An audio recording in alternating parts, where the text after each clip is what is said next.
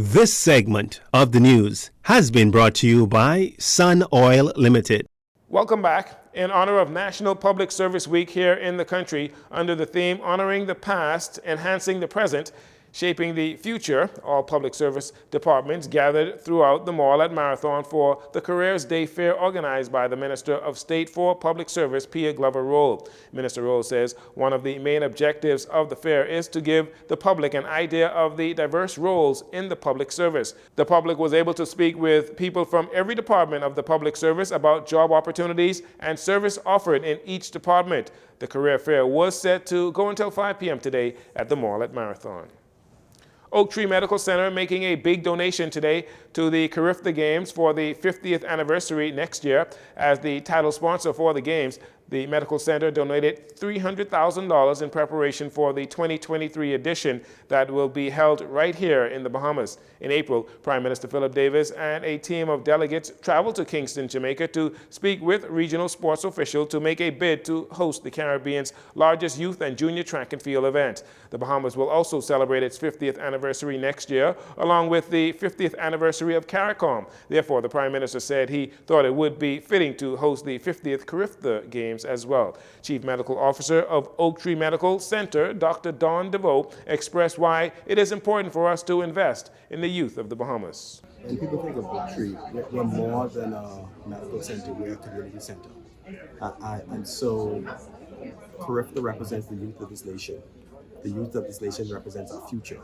And in that vein, we are essentially just investing in the future of this nation. Like I say, it's the 50th anniversary of the Games that's coming up, and the Games represent the Caribbean nation as a region. The Caribbean as a region, the elite sporting athletic event. And so we've seen so many future Olympians essentially started from this particular event. So it's a major event. The Carifta Games will take place in April 2023 with lots of great competition and all of the other countries, including the Bahamas, trying to dethrone the perennial champions from Jamaica. Prime Minister Philip Davis has proclaimed November as National Volunteer Month, the perfect opportunity to remind people and promote the values and missions of the Governor General's Volunteer Bahamas program.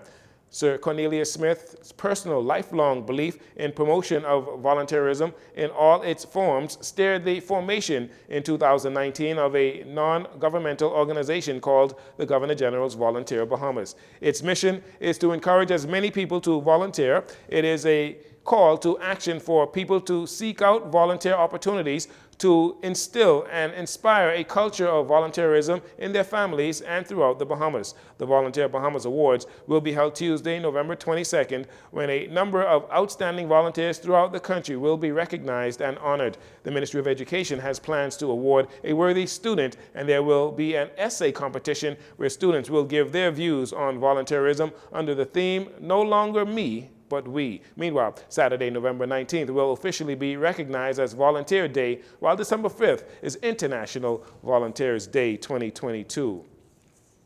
Last week, Mrs. Anne Marie Davis of the Office of the Spouse of the Prime Minister brought remarks during an official handover of medical supplies primarily for the Public Hospitals Authority from the All China Women's Federation at the Chinese Embassy. The All China Women's Federation is a women's rights people's organization established in China in 1949. Public Hospitals Authority Straw, Inc., Bahamas Crisis Center, and the Bahamas Children's Emergency Hostel attended the handover. Ambassador of the People's Republic of China to the Bahamas, Dai King Lee, also presented a check to the Bahamas Crisis Center. The Bahamas Crisis Center exists to help women, men, and children who are facing domestic violence, abuse, or any situation of crisis.